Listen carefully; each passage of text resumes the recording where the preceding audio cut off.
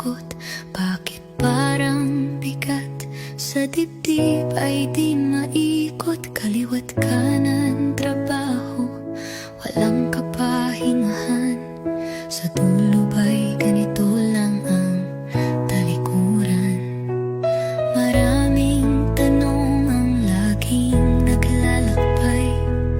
Ang buhay ba'y sinisilong lang sa paghihintay? Bakit nagtitiis para lang magpatuloy? Abot kamay ba ang isang tunay na buhay?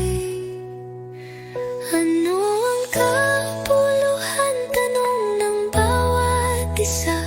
Kung trabaho at pagod halos ika'y mawala, ngunit naririnig ang panawagang wagas. Sa Diyos ang sagot, ligtas at